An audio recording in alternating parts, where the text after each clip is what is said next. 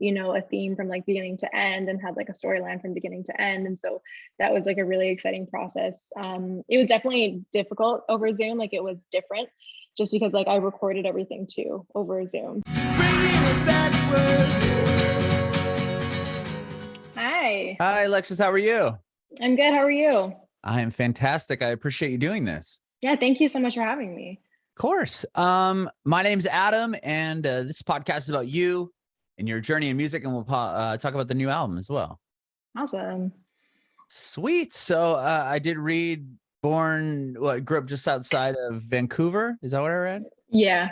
Okay. Born and raised out there? Or is that where you were born and raised? What was that like? It was good. Yeah, it's like kind of suburby, but it was, it's cool. I love Vancouver and like BC in general. It's really pretty. Mm-hmm. And like, so you're like on the west side, right? West Coast? Yeah, West Coast. Okay, yeah. Okay. That's what I'm from California. So nice. You're just a bit, but north of me. What was it like there? So tell me about growing up there. Growing up in Surrey was really good. It was like, it's very diverse. It was great. I think like growing up in Canada in general was, West Coast is nice and it's rainy here. I love LA though. There's not like Vancouver has a small music scene. It's kind of coming up, but I love being on the West and traveling to LA is pretty close. So going out there for music and stuff has always been good. But growing up in BC, yeah, it's beautiful. It's really beautiful here. There's lots to do outside and stuff, which is cool. Yeah, it's bigger. Like what? Toronto is a bigger music scene than Vancouver. Yeah, happening, I think in Vancouver as well, though, right? A lot of bands. Yeah, it's definitely a lot of bands is definitely coming up, and like our film industry here too is huge. Yeah, for sure. That's awesome. Yeah. So, how did you get into music? Do you come from a musical, artistic household at all? No, actually. I just loved singing as a kid. And I grew up just like begging my parents to put me in singing lessons, and they were really like supportive of me and my siblings and anything we wanted to do. So they put me in singing lessons as like a young kid. And then I loved that. And then I started playing piano and writing when I was like 16. Okay. So that's kind of when it changed for me from wanting to just like be a singer and sing songs, and to wanting to be like an artist and to write music and to have something to say. And yeah, so I kind of went from there, and then I started releasing music in 2019. Okay. Yeah. So when you said when you were 16, that's when you started taking piano lessons? Mm-hmm. Oh, wow. Okay. Yeah. So before that, just singing? Just singing. Okay. Yeah. And so it's definitely. Sorry, go ahead. Oh no, I was gonna say like it was definitely like very like pop piano too. Like I wasn't taking like Royal Conservatory, so like I'm not a piano player by any means, but I play enough to like write and perform and stuff. So sure. Yeah. But like prior to learning the piano at 16, you said you were just singing. Were you like in chorus or like choir or anything like that in school, or is it just like a hobby? Took more of a hobby. Like I took like vocal lessons, and I would do like little performances and like open mics and like stuff like that and all that kind of stuff. And I just loved singing, but like I hadn't really found writing yet. And then when I found it, it kind of just like opened up this whole new world for me. That was really different. Mm-hmm. With like the open mics, were you just doing covers? Yeah. Like what were covers. Some of your go-to cover songs? Do you remember? Like Alicia Keys, like If I Ain't Got You, stuff like that. I did when I was young, I loved like Imagine by John Lennon. I sang that all the time. Yeah. There's a few like classics in there that I would always sing. Yeah. That's cool. And then you just like what parents take you over to the coffee shop or something? Like how'd you even get into that? And that must have been pretty, getting up on stage like that. What was that like for the first time? Yeah, it was nerve-wracking. Like I did like a couple like so the place that I took lessons at, they also did like a couple like showcases and stuff. So I mostly did that at first. And it was like I used to be so nervous, and I still get nervous. I think a lot of people still do. But I used to be very shaky. But it was fun. Like it was always like a big thing for me that was really exciting. And then I think like as soon as I started performing my own music too, I think it changed a lot for me, and it wasn't just like I'm singing this song. Sure. What was there like a moment, like what turned and made you want to start writing your own songs? My piano teacher at the time kind of like encouraged me, and I had always been like, I'd always loved writing like in school and stuff, and like I always really enjoyed it. And so I started writing like poems and stuff, and then I realized I was like, oh, I could write songs, and it kind of just took off from there. And I really enjoyed the process of that, and also being able to tell a story in a way that wasn't just in writing, like being able to accompany it with music, I think was for me. I was like, oh, I can be a songwriter, I can be an artist. And I have like, it just kind of opened up this whole world of music for me that I hadn't really explored yet. But yeah, and I think also like as a moody 16-year-old, I had a lot to say. So I was like, that was kind of my way of saying it. Like, was it like, what came first? Was it you wanted to write songs, so then you picked up piano, or was like, or did you have stuff written that you just needed to figure out how to accompany it? Like, how did that all kind of come together? Kind of both, I think. I was kind of, yeah, it was kind of both. Like I wanted to play piano to like perform, but I also like, I think I had kind of written some songs, but I didn't really know how to like, accompany them. And so like, I think it was kind of like a simultaneous learning process, I guess. Okay. And when did you, so you do that start at 16, and how Yeah. quickly do you start showing people these songs? Are you putting them on YouTube? Like, what's like the first like venture in that? I think it took me like probably like a year-ish, maybe. It wasn't very long. I started like playing them at open mics and stuff, and a Wow. lot of, yeah, that kind of stuff. A lot of really shitty songs, but like I think that's how everyone That's starts. everyone starts. Yeah. You Yeah, don't come yeah, out right. You don't read Imagine right away, yeah, right? yeah, yeah, yeah. Wow. Okay. So you had these songs. Were you showing them to people before they did the open mics, and were you still going to these vocal lessons and all that as well? Yeah, yeah, like mostly I'd show them to like my instructors or like sometimes like my family and like that kind of thing. But that was kind of it before I'd go to the open mics. I would kind of just share it with like a small a Mhm. small group of people. Was it hard to be vulnerable to your family like that? And like, I feel like writing a Yeah. song and then presenting the Mhm. lyrics and everything to, I don't know what they were about, but you know what I mean? Like, it's kind Yeah. of a personal thing. Yeah, I think even now, every time I write a song, my mom's like, "What's that about?" Like, I don't want to, like, you're like, "Oh," you don't want to Right. sit here and explain it to someone, but it's always funny. Yeah, they always ask, which is interesting, but you know, I'm You were close able with to my just get over family. it and do it. Yeah, Okay. yeah, yeah. Okay. And then what's that kind of first, like after you start writing some songs and you get, you know, through the open mic nights, like what's the next big thing to happen? Or like, when do you put your first song out online, or what was kind of the first move after that? I think after that, I had gone to like a couple of like songwriters expos. So like you meet Oh, other cool. writers and you kind of get to do like a panel where the people give you feedback.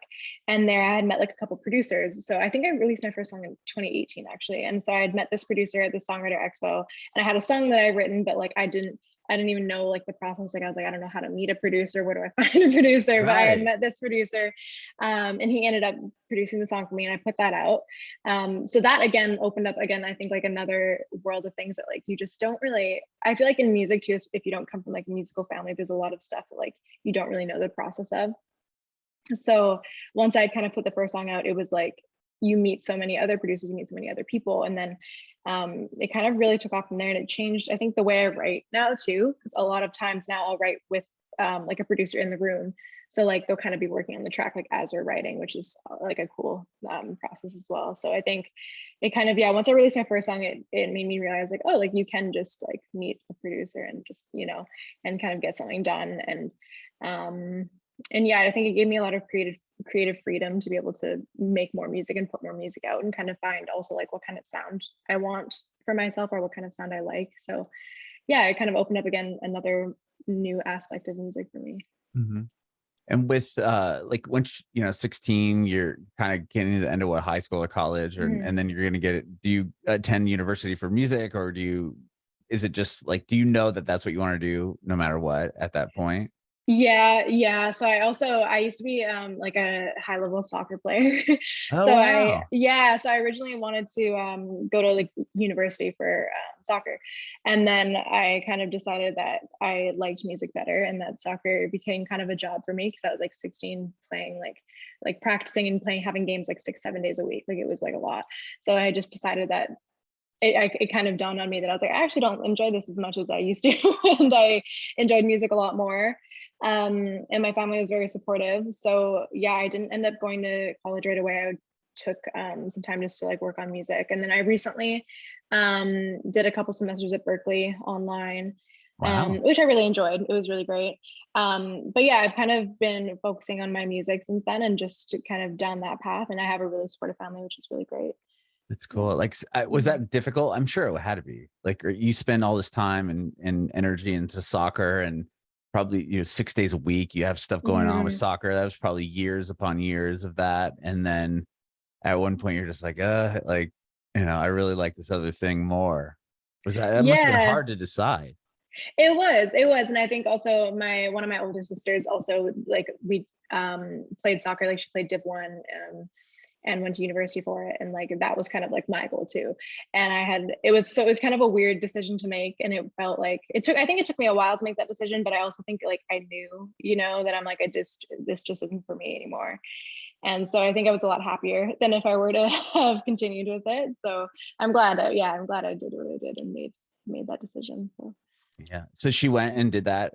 Did she go further than university or? No, she played she did 4 years at University of Maine and played Div 1, yeah. And then Yeah, I think she plays recreationally sometimes still, but yeah, that's what's yeah. hard about the sports, right? I mean, like once you get to the end of college, then it's like if you don't get picked up by a team, then it's kind of you did all that work. I feel so, yeah. I don't know. I think it's so hard. Not that music isn't like near impossible either, but you know what I mean? Like you finally get there and you're like, okay, there's kind of an end point to this. Whereas with music, you can keep trucking along and in hopes that something will happen. But wow, okay. So you decide that you said your parents were supportive of it, but that still must have been a hard choice to make. Yeah, it definitely was. It was also like weird seeing like, all my friends and stuff like go to college and go to university. And I was just like over here doing music. But I think like I wouldn't have changed it. Right. Like I'm really happy with, like where I am and like where like I see like the progress being made and stuff and like where I'm going in my career. So I think like it is weird though when you see like people having like, I think again like in music there's not like a solid like plan, you know what I mean? Like it doesn't just, you can't just go to school for 4 years and then you get your degree and you become a lawyer, you become a superstar or whatever. So it's like you see people like my friends that are in school for this and that and they have like a very like set out plan and it just like you do your school, you get a job and you're in your career kind of thing. So it's definitely very different paths. So that's interesting to see. It can be weird sometimes, but I think like I'm happy with where I am. Right. It takes a certain personality to be able to do that. Like to be like, yeah. I mean, for me too, there's no way I could have just been like, okay, I'm going to go to 4 years of school and then I'm going to get this degree and then I'm going to be in this life forever. Like, I don't know. There's a lot of people that can do that.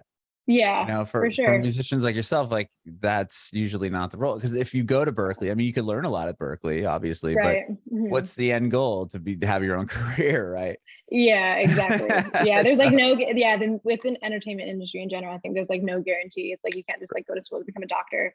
Like you can't just go to school to become like a pop star. It just doesn't really work like that, unfortunately. Sure. Well, so you you meet these people at these song. You said it's like a songwriting camp. So Expo, you called it. And then you put out your first song, and then from there, like how does your career kind of evolve from that moment? Yeah, so I actually met a couple other people like at the expo and they put me into contact with my now manager in LA.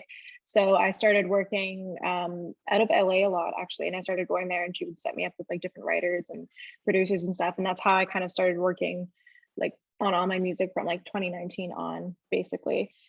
And that's how I started kind of, meeting a lot of songwriters and producers that are really great and putting out a lot of music. And then during the pandemic, I obviously wasn't going to LA.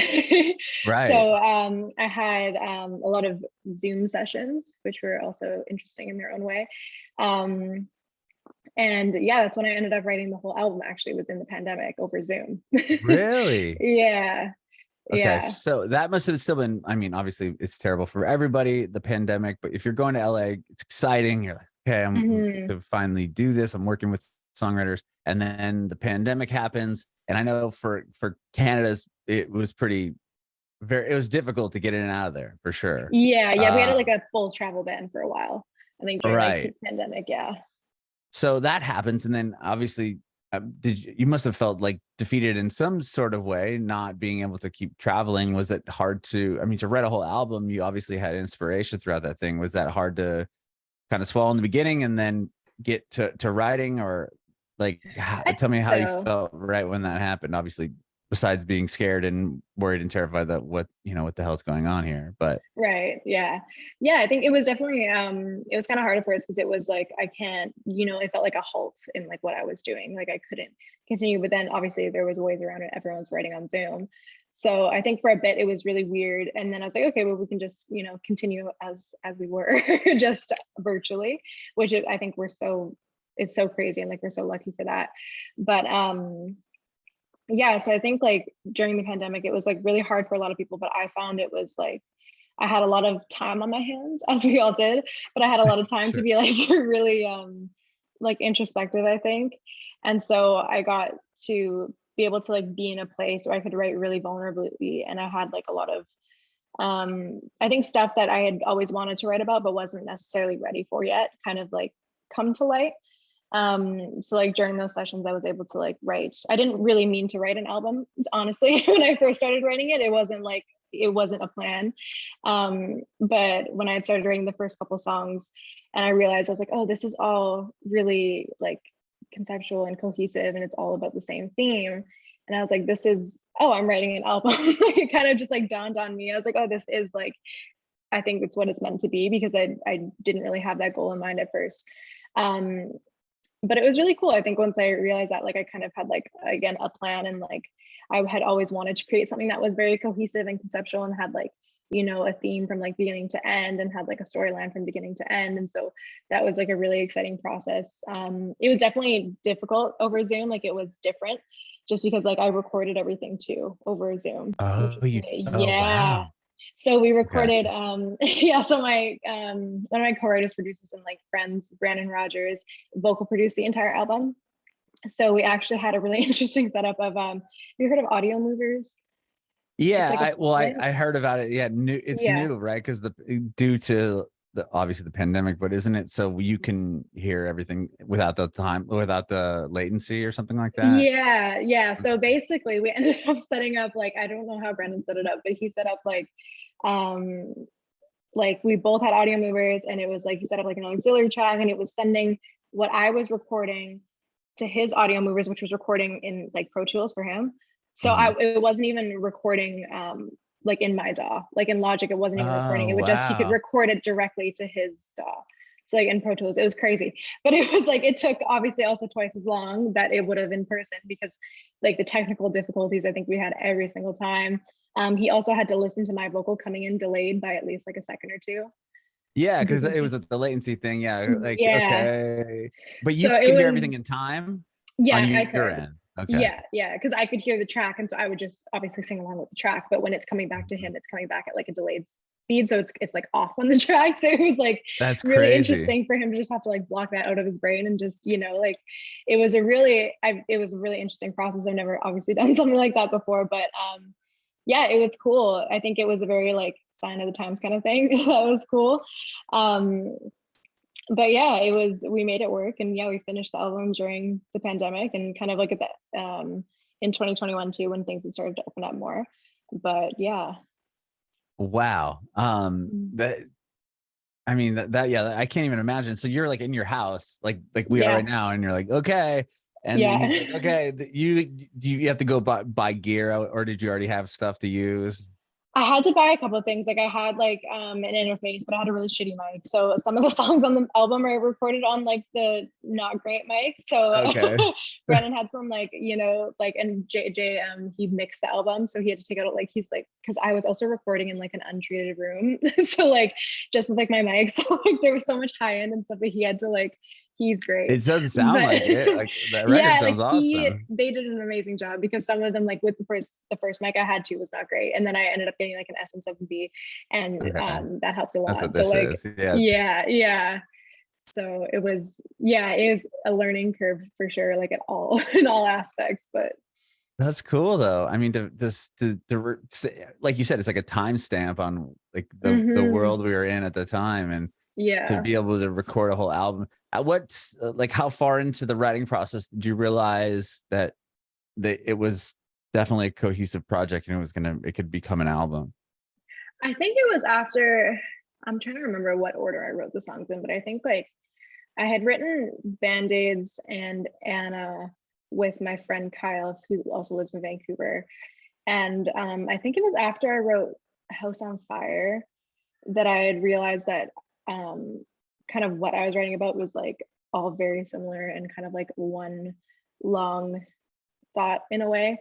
And then so I think it was after I wrote House on Fire that I kind of realized like that, oh, like this is an album and I want it to be an album.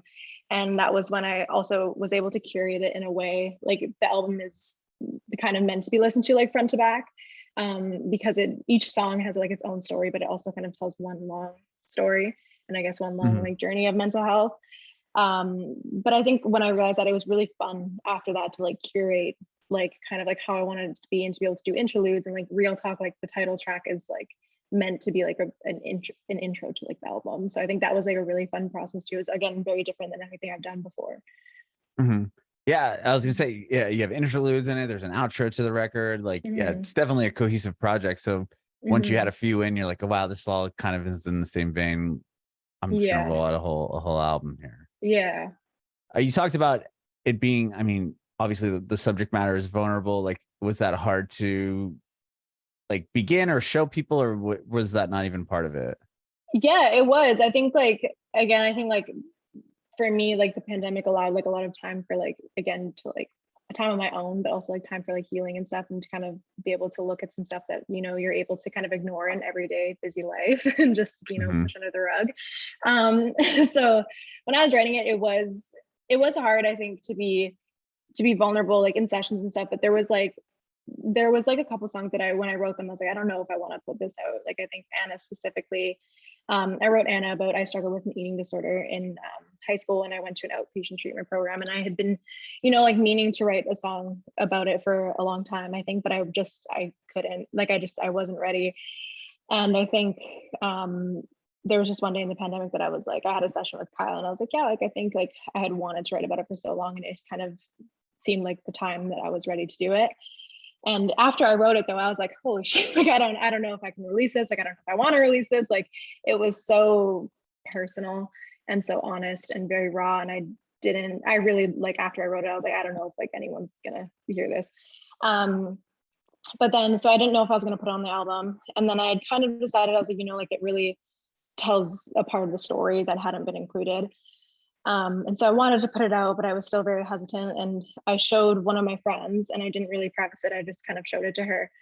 And once she, like, I could just see, like, she listened to it and she realized like what it was about. And I just saw this wave of like, oh my God, like I've been there and like, I know what this is about, like just like wash over her face. And for me, I was like, that's when I knew that I wanted to put it out. And I thought that like, because for me, my favorite music is music that I listen to. And I'm like, oh my God, like I've been there and I feel so seen and I've never heard it put like that before. I've never had the words for it.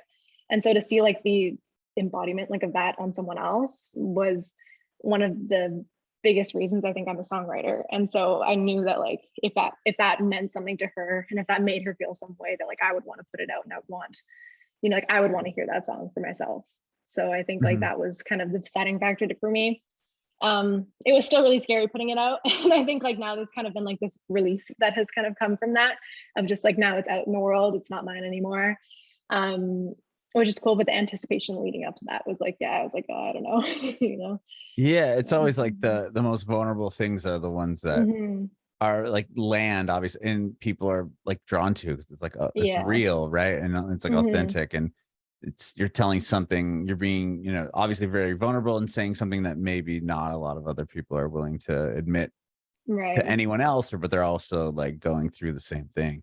Yeah, I feel like that's why TikTok does so well. It's like a lot of the videos are just people being honest, or, you know, not the ones that look way overproduced and really too, you know, way overdone, not nearly as much as somebody would just grabbing their phone and just doing something. Right? Yeah. And I think that's something that like reminds me every time like I'm on TikTok or the internet, is that like our unique experiences really are not all that unique. Like, you know, like I think there's so much commonality in like human struggle and emotion. And, you know, I think like as much as we think like we're the only ones that something is happening to, we're really not. Right. I completely agree with you. With the song Make You Happy, you worked with Damon Sharp. Is that what I believe you worked with him, correct, on that one? Yeah, Damon Sharp did the remix for it. Yeah. Yeah, okay. Yeah. He's a great guy. I had a chance to interview Mhm. him before. He's worked with a bunch of big people. What was it like working with him? It was great. He was super nice. We kind of like came up with like a vision together because the song was already out as a single, and Mhm. Damon did like a remix of it. And so we kind of come up with a vision together. And like when he sent it back, like I didn't even have any notes. Like he was great. I was like, yeah, that's perfect. Like that sounds Perfect. great. Like I didn't even know. I listened to it like 3 times. I was like, I have nothing. I have nothing to send back. Like it's great. So it was really smooth, a really smooth process, really fun. It's always cool too to hear like a song that you've already done like in a different light again in Uh-huh. like another way. So that was really cool. Yeah, it was Yeah. great working with him. How did you guys get linked up? Did he contact you and say, this is an awesome song, I'd love to remix it? Or like, how did that? Through my manager Maria. Maria's Oh, worked okay. with Damon before. Yeah, yeah, That's cool. Yeah, yeah. I mean, because I was wondering, yeah, because the song's on the record, and then there's another version of it that he Mhm. did. Okay, Yeah. cool. Very, very cool. Since you wrote this album during the pandemic, I'm sure you've been working on other stuff as well. Yeah, so I just actually got back from LA on the 30th. So I was there for a month and just doing a bunch of writing. I did a ton of writing there, which is really fun. So I have a lot of fun stuff that I'm kind of working on. I also did, I have a song coming out really soon. It's called Something to Prove. And it actually started as a rewrite of Complex that went viral on TikTok. Oh, okay. Yeah, Yeah, tell me about this. yeah, so I originally, so Complex had went viral, and of course everyone's like, "Oh my god, this is an incredible song," because it is an incredible song. And I wanted to do a rewrite of it from a bisexual perspective with like a male validation complex. So I did that, and I again, I think I really didn't think much of it because I was like, "Oh, like it's a TikTok, like I don't have a ton of followers on TikTok. I wasn't expecting anything to come of it. I think I posted it at like midnight or like 1 a.m. or something." And it like had a mini viral moment and it kind of blew up, and I had no idea how many people would relate to that. Again, I think I'm reminded constantly of how much our experiences are very universal. So I had no idea like how relatable that was for some people. So I decided to finish the song, and I took like my lyrics and my concept and I wrote an entirely new song. And so it's called Something to Prove. So yeah, so I had it was really shocking to me. It was also very weird because I think, when you share something again like that, that's very vulnerable, and I didn't expect very many people to see it. And then you have a ton of people seeing it. And so that was kind of like an odd experience with vulnerability again. But I think, again, it's like you get a lot of really positive feedback of people being like, this really helped me. I've never heard this before. I really needed this, which is, again, like the biggest compliment ever. And so, yeah, I decided to finish it. And Wait, sorry. You still there? Okay. So did you though? Tell me real quick about the viral yeah. moment. So okay, so you put out like Complex was Mhm. what, just a snippet of a song that you did? So Complex was Katie Oh, you covered Gregson it. McLeod. Yeah, so I covered it, but I Oh, did a okay. rewrite. So I Got rewrote the it. top line. Yeah, so originally I rewrote the top line, like with her melody, but I rewrote all the lyrics, and Got then I you. put that on TikTok.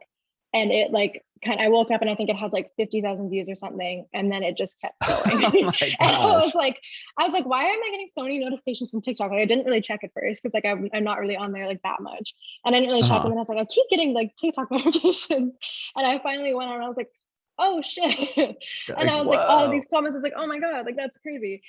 It was really weird because I also like never had like, it was great and like very like appreciative that people really resonated with it, but it was really Sure. weird too. I was like, I did not expect that many people to like see that and like know my deepest darkest secrets, so that was interesting.